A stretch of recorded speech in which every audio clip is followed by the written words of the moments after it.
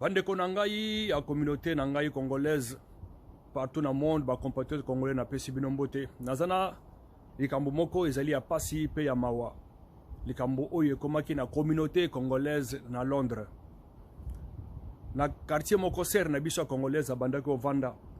Bayoki solo mabe eza kobima pendant un temps na kati ya quartier.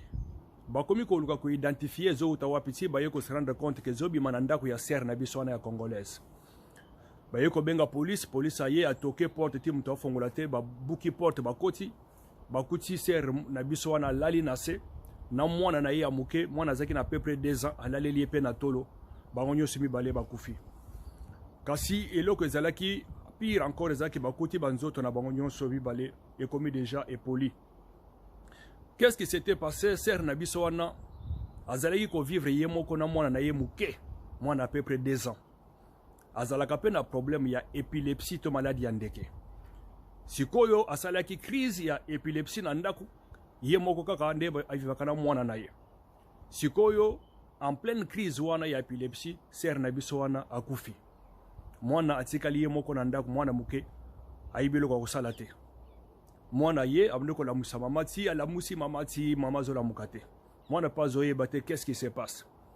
Ye ko sala sikoyo ke mwana pe kovanda ka premier jour nanzala, deuxième jour nanzala zole la mama la muka mama opesanga biloko kolia mama la muka mama zola mukate nanzala na pe mwana leli lika mama mwana selon autopsie mwana kufaki nde nanzala nde ba yeko retrouver ser ne psana sa nzoto décomposé mwana pe nzoto déjà en décomposition mwana kufi nanzala pona nini po mutu moko te asalaki intervention pona nini po mutu moko te acheka kia bata ke ser wana belaka epilepsie azawa pe anako vivre pe kaka ye moko na mwana na ye bayeko zo ser wana babimisi banzoto bakenango bayeko tala na répertoire ya téléphone bakutaki bamoni kombo moko abenga kamingi babengi wana nze kombo ndeko na yo bayeko informer ke ndeko na yo akufi te me akufa ndenga azawa na komi déjà décomposé bandeko ndenge tozalaka na poto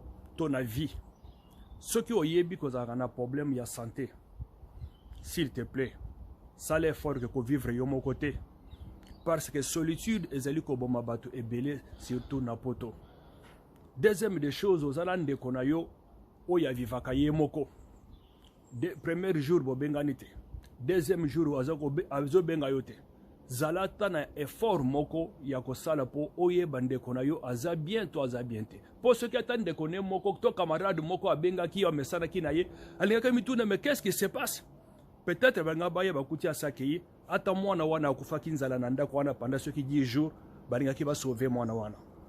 Lelo mwana wana innocent oyo baboti bakabona pona ba bêtise na bango moko ayeko kendepe po ete azalaki ye moko na kati ya souffrance oyo nga moko da koyoko imaginer nga tate na mutu pasi mwana na monaki avakata motema bandeko nous devons éviter eloko oyo babengi solitude. Deuxième des choses soko zala ndeko na yo ebika zaka maladi ndeko na nga sala effort ya koluka kobanda kocheke de temps en temps po mokileza makambo ebele po bato bakoma kaka nazalaki busy na makambo nanga busy na makambo na yo biso kaka biso mikolo kaka cherchons l'argent ndeko pardon tolingana vivant kobosana te ezana bato mosusu ozali komona lelo ezana bato mosusu na vie ta moto nyonso oyo omonaka na vie yebaki ezali na mokolo moko oyo yo okomona ye mbala ya suka yango ndeko na ngai nous devons être conscients ya bato bazali aux alentours na biso pe to bakolakisa bolingo na biso pa bandeko oyo toza na bango